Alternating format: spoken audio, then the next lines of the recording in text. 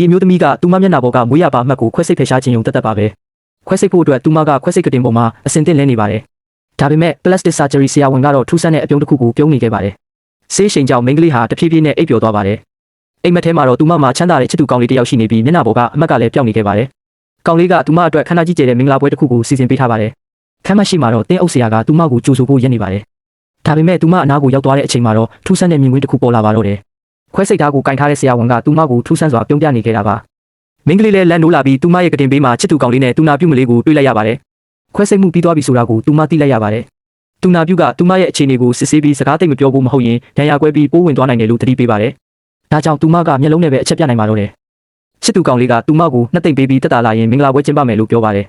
အရာအလုံးကိုလည်းသူမသဘောကျတဲ့အတိုင်းစီစဉ်ပေးမယ်ပေါ့မင်္ဂလေးလည်းအယံဝမ်းသာသွားပြီးကောင်လေးနဲ့စကားပြောရင်းတဖြည်းဖြည်းအိပ်ပျော်သွားပြန်ပါတယ်နောက်တစ်ချိန်ပြန်လို့လာတဲ့အခါသူမရဲ့အဖေစီကိုဖုန်းခေါ်ကြည့်ပေမဲ့ဘာတော့ပြန်မှုမှမရခဲ့ပါဘူးအဲ့ဒီအချိန်မှာပဲဒီဆေးရုံကြီးကတခုခုမှယွင်းနေတယ်လို့သူမရုတ်တရက်ခံစားလိုက်ရပါတယ်သူမကဆေးပိုက်ကိုဆွဲဖြုတ်ပြီးအခန်းထဲကနေထွက်လာခဲ့ပါတယ်စင်ကြံလန်းမှာတော့တူနာပြူတွေကအလုရှုံနေကြပါတယ်သူမကစင်ကြံလန်းတစ်လျှောက်လျှောက်လာပြီးဆေးရုံဂိတ်ပေါက်စီကိုဦးတည်သွားပါတယ်ရုတ်တရက်ပစ္စည်းတူလောင်ခန်းထဲကနေထူးဆန်းတဲ့အတန်တစ်ခုကိုကြားလိုက်ရပါတယ်